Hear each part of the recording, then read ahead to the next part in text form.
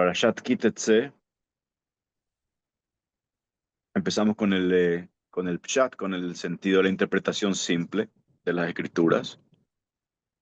Ki Tetzé significa cuando salgas afuera. Y el versículo continúa, cuando salgas a la guerra. Ki Tetzé la milhamá, cuando salgas a la guerra al oiveja, por sobre tus enemigos. En esta parashá se trata sobre distintas leyes.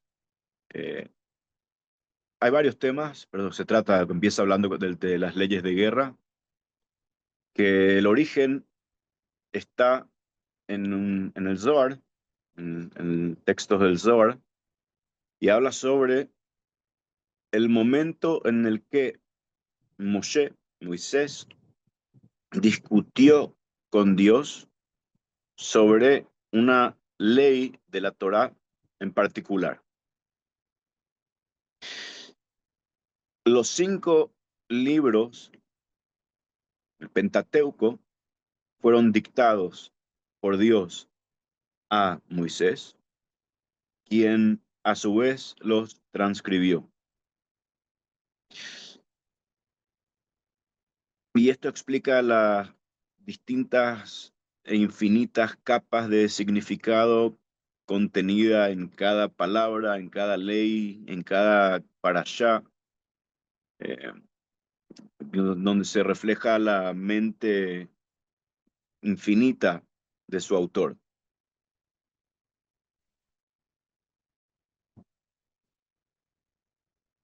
Sin embargo, el Zohar dice que en un punto en particular, Dios dictó la ley a Moisés y Moisés se rehusó a transcribirla en la Torá. Un momento muy extraño y doloroso que pasa en nuestra parashá y habla sobre el hijo caprichoso y rebelde, el hijo testarudo y rebelde que no escucha. Y la ley dice así, en la Torá nuestra parashá dice así: si una persona tiene un hijo terco, testarudo y rebelde, que no obedece la voz de su padre, ni la voz de su madre, y no los escucha cuando ellos lo tratan de disciplinar, entonces su padre y su madre lo tienen que tomar y traer a los sabios, a los jueces sabios en las puertas de la ciudad, y decirle a los sabios: si este hijo es testarudo, decir a los sabios, este hijo nuestro es testarudo y es rebelde, no escucha a nuestra voz, es un eh, liber, liber, libertinajoso, no sé si existe esa palabra, indulgente y un borracho. Entonces, sigue diciendo la Torá, todos los hombres de esta ciudad lo deberán apedrear hasta la muerte. Y la Torá dice, debe sacar al mal de dentro de ustedes, deben eliminar al mal de dentro de ustedes. Todo el pueblo oyerá de esto y temerá. Muy fuerte, muy eh, choqueante esta ley que un padre y una madre tienen que entregar a su hijo para que lo apedreen. Y la Torá sigue así. Esto ya es el Zohar. El Zohar dice que Hashem, Dios le dijo a Moshe, y escribí esta ley. Y el Zohar dice que Moshe respondió, maestro del universo, dejemos esto afuera. ¿Acaso hay algún padre o una madre que se animaría, que haría esto a su hijo? Es, es cruel, es imposible. Ningún padre ni una madre serían capaces de hacer eso, por más terco y rebelde que sea el hijo. Vemos que Moisés se enfrenta a Dios y le dice, no, dejemos afuera esto, no lo pongamos como ley. Y el Zohar dice que Dios le responde a Moisés y le dice, entiendo desde dónde venís, entiendo tu posición, entiendo tu punto de vista. Sin embargo, escribí esto y vas a ser recompensado. O en otras palabras, el Zohar dice que Dios le dijo a Moisés, vos sabés mucho, ¿eh? Dentro de los seres humanos no hay igual, pero yo sé más. Y el Zohar dice que Moisés no aflojó y no puede aceptar esta aparentemente horrible y cruel ley. Solamente, dice el Zohar, después de que Dios le muestra a Moisés una interpretación, un entendimiento místico de esta ley, Moisés cede y escribe la ley dentro del texto bíblico. Solamente después de entender y de que a Dios le revele que esta ley estaba tratando de eh, convenir algo místico, algo profundo y no algo literal. Cuando Moisés entiende de que esto es algo que nunca realmente puede pasar y que realmente se trata de la enseñanza mística de este concepto, Moisés encuentra confort, como se encuentra cómodo con esta ley y la escribe.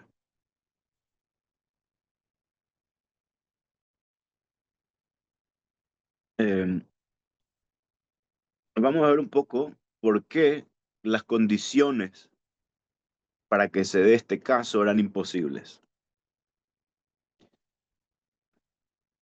Interesantemente, estos sentimientos de Moisés que el Zohar trae son paralelos a los sabios talmúdicos del segundo siglo. La dureza de esta ley llevó a estos sabios a concluir de que nunca hubo y nunca va a haber un hijo que entre de esta en la categoría de hijo terco y rebelde que habla la Torá. Y los sabios mismos dijeron de que esta ley era un tema más de teoría que de práctica.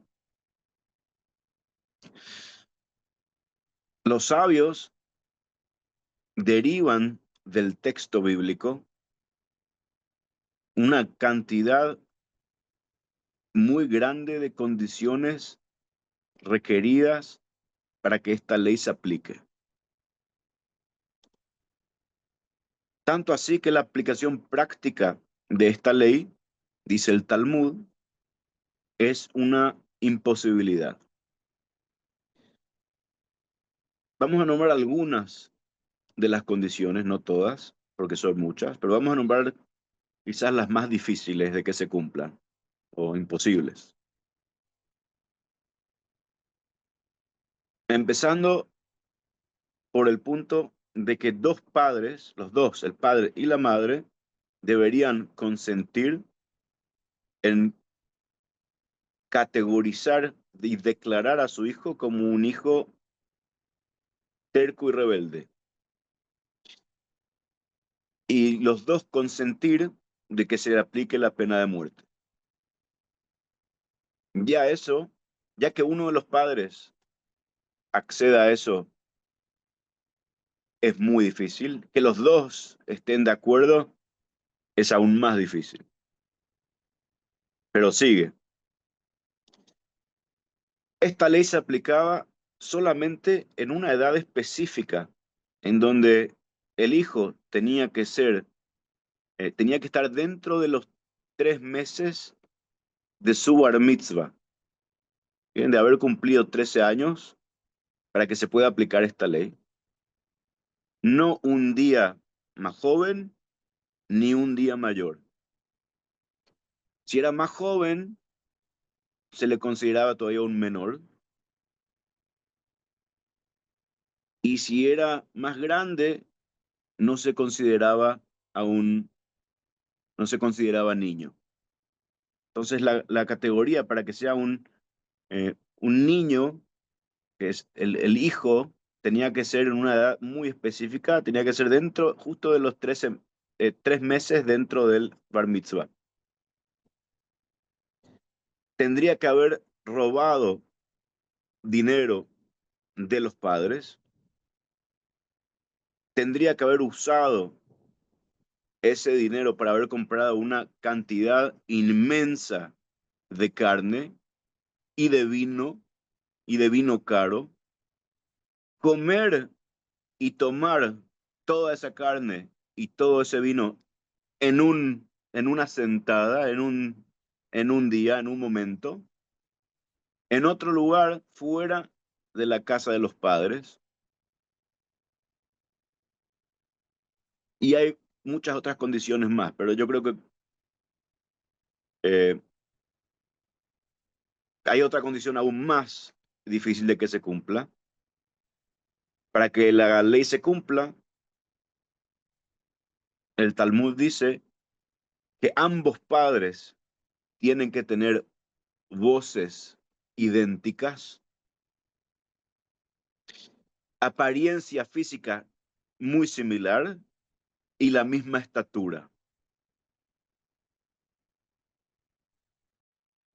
Vemos que son condiciones que el concepto fue traído más que nada para que aprendamos un concepto, y cuando son eh, temas así como estos, que no hay una aplicación práctica porque es imposible, y las condiciones que la Torah misma da para que se den son imposibles, generalmente la enseñanza en esos casos son aún más profundas.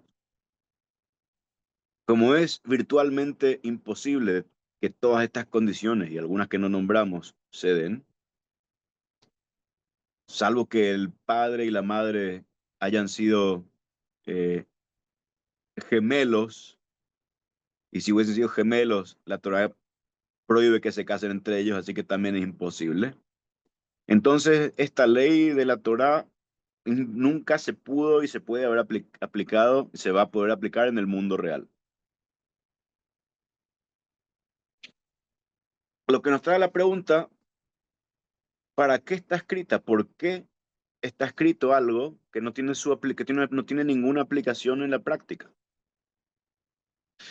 Y los sabios dicen, para que podamos abrir, expandir la ley y recibir una recompensa. ¿Cuál es la recompensa? La sabiduría que adquirimos al estudiar a esta ley. El entender mismo el porqué de esta ley es la recompensa. Lo que el Talmud nos está sugiriendo es que al expander esta ley y entenderla en profundidad, va a ser una recompensa para los padres. Va a enriquecer la, las habilidades educativas y la sensibilidad de uno como padre o como madre. Cuando nos enfocamos en estos versos, en estos versículos, hay eh, extensas guianzas emocionales, psicológicas y prácticas y métodos para una educación más moral, más correcta. Y vamos a enfocarnos en un aspecto de ellos.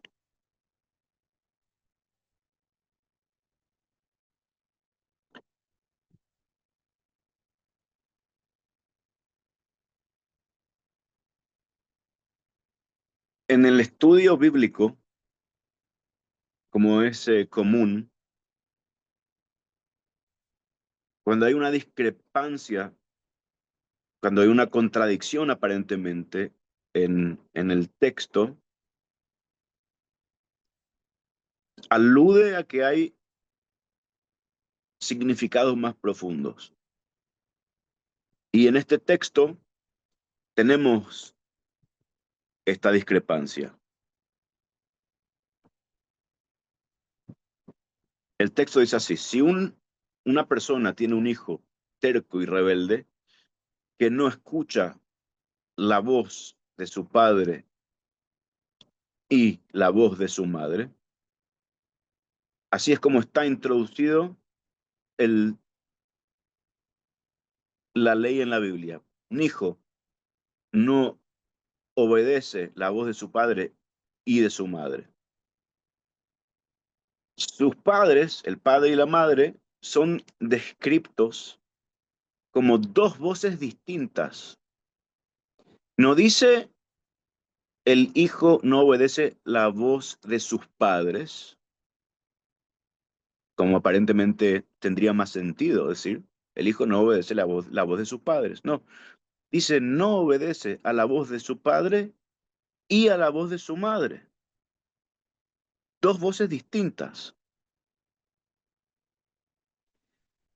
Sin embargo, después, cuando los padres traen al hijo a la corte para que le den la penalidad, hay una pequeña pero significante variación en cómo el texto lo menciona. La Torá dice, una vez que traen al hijo a la corte, los padres tienen que decir a los sabios, este hijo nuestro es terco y rebelde, no obedece a nuestra voz. Una vez que traen al hijo a los sabios, ya no dicen más la voz de su padre y la voz de su madre. De repente ahora es nuestra voz, no escucha a nuestra voz.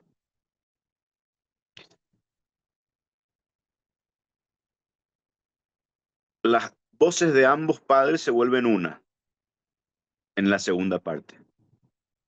Al comienzo dice cuando el hijo no escucha la voz de su padre y de su madre, y al final cuando traen el hijo a la corte dice el hijo no escucha nuestra voz. Ya no hay separación entre la voz del padre y la voz de la madre. Hay una unión. Y hay un significado dentro de este cambio sutil, pero muy interesante del texto. Este mensaje es un mensaje crítico para la educación. La frase, si una persona tiene un hijo terco y rebelde, que no obedece la voz de su padre y de su madre, ya nos está diciendo el motivo por el cual el hijo se volvió terco y rebelde. Porque en su casa no había una sola voz. Habían dos voces distintas y contradictorias. La voz del padre no era la voz de la madre. Y la voz de la madre no era la voz del padre. Los padres nunca lograron unir sus distintas voces, sus distintos puntos de vista, sus distintas percepciones, sus distintas maneras de ver el presente y el futuro y de tener cosas en común para transmitirles a los hijos valores en común, no lograron que las voces de ambos, que los puntos distintos de ambos se vuelvan uno, crear un frente unificado que integre a las dos visiones para ellos mismos y para los hijos.